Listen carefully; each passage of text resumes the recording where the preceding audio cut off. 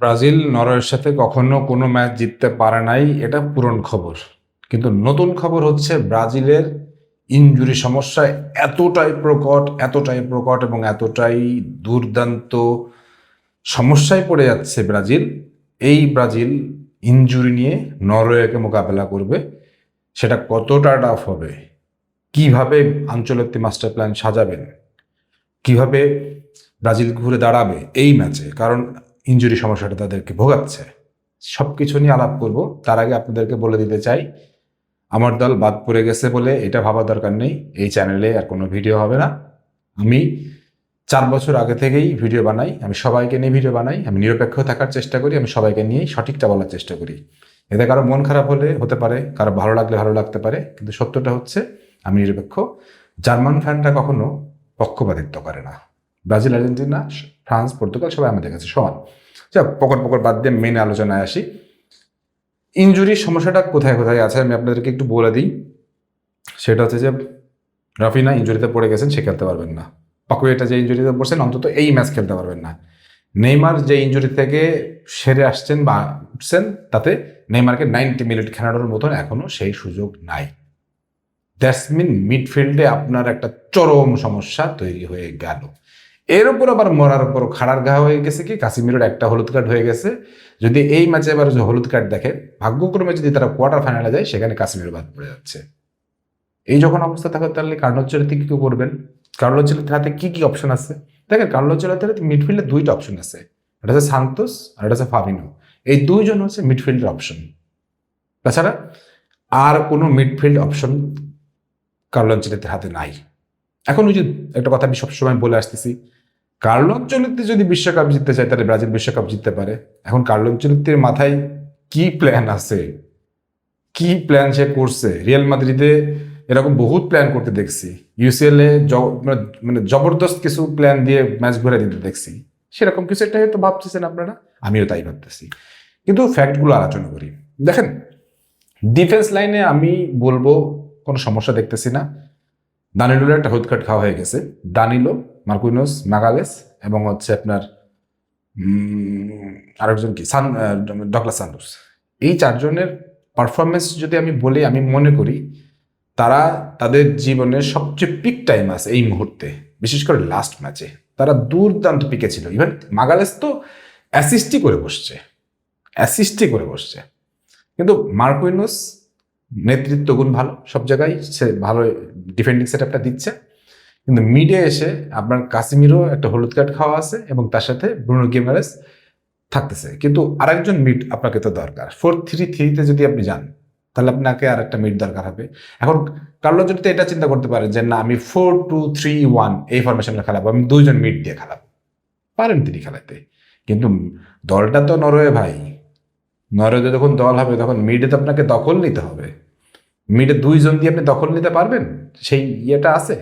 তাহলে আপনাকে একটা জিনিস আবার করতে হবে, সেটা হচ্ছে সেন্ট্রাল অ্যাটাকিং মিডফিল্ডারকে একটু নিচের দিকে নামাই নিয়ে আসতে হবে। সেন্ট্রাল অ্যাটাকিং মিডফিল্ডার কি হবে? মাতিউস কুনিয়া এটা হবে, নাকি এনরিক হবে? দেখেন, বুঝেন, এই এই ব্যাপারগুলো কিন্তু অনেক চিন্তার। তার মানে আপনাকে যখন মানে 4-3-3-তে আপনি খেলাবেন না, সর্বোচ্চ অ্যাটাকিং মানে যে পারসেপশন কলেজ যদি ফলো করে, সেটাতে যদি না যান, তিনি 4-2-3-1-এ যদি যান, তাহলে আপনার মিডফিল্ডে যে প্রেস রেজিস্ট্যান্স হবে, সেই জিনিসটা আপনি কভার করতে পারবেন না, আমার যেটা মনে হয়। আর নরওয়ে কিন্তু ভাই, মানে আর্লিং হাল্যান্ডের জন্য বলতেছি না, নরওয়ে হচ্ছে আপনার মানে ইউরোপের বড় বড় দলগুলোর পরে যদি কোনো দলকে আপনাকে একটু সমীহ করে কথা বলতে হয়, সেটা হচ্ছে নরওয়ে। নরওয়ের সাম্প্রতিক রেকর্ড আরও দুর্দান্ত। সো তারা যেভাবে খেলে, তাদের যে খেলার স্টাইলটা, আপনাকে মিডে আপনাকে নিয়ন্ত্রণ নিতেই হবে, পজিশনটা নিতেই হবে। আর আপনি যদি পজিশন হারায় ফেলেন, তাহলে কিন্তু আর্লিং হাল্যান্ড যে কোনোভাবে স্কোর করবে। কারণ ম্যানচেস্টার সিটিতে আপনি কি দেখেন? ম্যানচেস্টার সিটিতে আপনি দেখেন যে এই লোকটা খুব বেশি কাজ করে না, কিন্তু স্কোরের সময় স্কোরটা করে। এবং আমি একটা পোস্ট দিয়েছিলাম, আর্লিং হাল্যান্ডকে খুঁজে পাচ্ছি না, কিন্তু ঠিক শেষের দিকে কি একটা গোল করে ফেলবে। এটাই হচ্ছে যে একটা ক্লাস স্ট্রাইকারের বৈশিষ্ট্য। তখন এই নরওয়েকে ফেস করতে গেলে আপনার মিডের এই সমস্যা, ইনজুরি নিয়ে যে সমস্যাগুলো বললাম, তাহলে আপনার জন্য কি একটু বেশি চাপ হয়ে যাচ্ছে না? ওয়েল, এখন ব্রাজিলের ফ্যানদেরকে আমি একটু শান্তির বাণী শোনাই। শান্তির বাণীটা হচ্ছে, কার্লো আনচেলত্তি সম্ভবত ফরমেশন পরিবর্তন করবেন। উনি মিডে ফার্মিনোকে বা সান্তোসকে যেভাবে ইন করার দরকার উনি করাবেন হয়তো, কিন্তু সেটা একটা টাইম বিং প্রসেসের পরে কি করাবেন আমার মনে হয় স্টার্টিংয়েই তিনি একেবারে মানে কি বলে মানে মাথা খারাপ করে ফেলবেন না, উনি পরিস্থিতি বুঝে বুঝে হয়তো চেঞ্জেসগুলো আনবেন।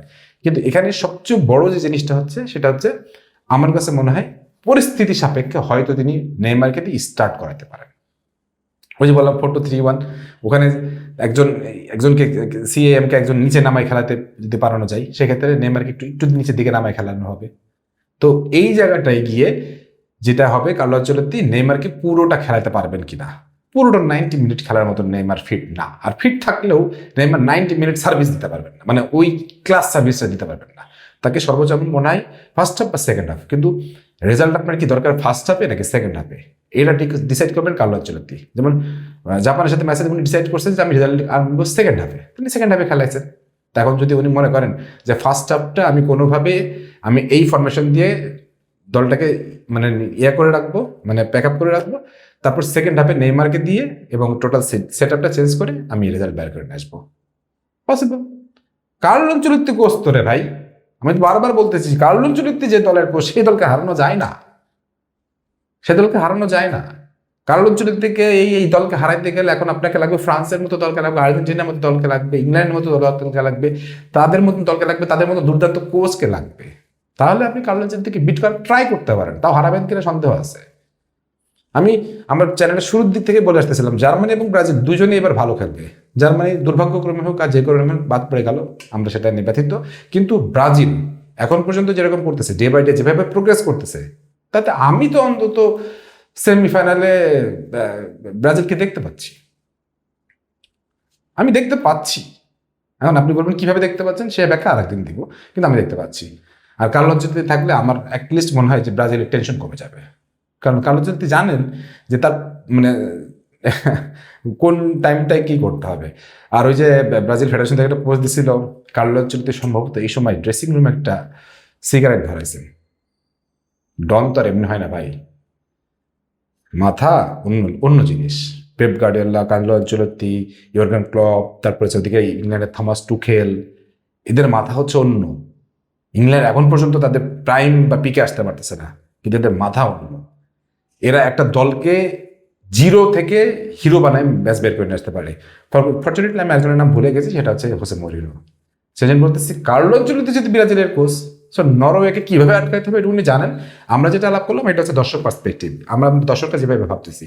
কিন্তু ওভারঅল যদি আমি আপনাকে বলি, তাহলে আমি আপনাকে এটুকু বলবো, ব্রাজিলের যে ফ্যানরা যারা আছেন তারা অন্তত এই ম্যাচ নিয়ে চিন্তার কিছু নাই, আপনারা রেডি থাকেন কোয়ার্টার ফাইনালে যাওয়ার জন্য। আমি অন্তত এই আশাবাদটুকু আপনাদেরকে দিতেই পারি, আমার সাথে কোনো কাজ হবে না, কিন্তু তারপরে একটু বলবো ব্রাজিলের যে অবস্থা, ব্রাজিলের যে টিম সেট আপ যেভাবে বন্ডিংটি ক্রিয়েট হয়েছে, তাতে আমার মনে হচ্ছে ডেডিকেশন লেভেলটা অন্য লেভেলে। ভিনিসিয়াস জুনিয়র জাপানে ফেল মারছে বলে এখানে ফেল মারবে, ব্যাপারটা এরকম না, ভালো দলের সাথে আর ভালো খেলবে। তো সবকিছু মিলায় আমি আপনাদেরকে বলবো ফিঙ্গার ক্রস, ব্রাজিল কোয়ার্টার ফাইনালের জন্য প্রস্তুত চলে যাবে ইনশাল্লাহ, টেনশন করার কোনো কারণ নাই। কিন্তু দেখার বিষয় হচ্ছে যে ম্যাচটা কার্লো আনচেলত্তি কিভাবে কন্ট্রোল করে এবং কেমন হয়, রেজাল্ট ব্রাজিলের পক্ষেই যাবে। যাক, এভাবে আপনাদের কি মতামত সেটা অবশ্যই কমেন্ট সেকশনে জানাতে পারেন। সব ভালো থাকেন, সুস্থ থাকেন, আল্লাহ হাফেজ।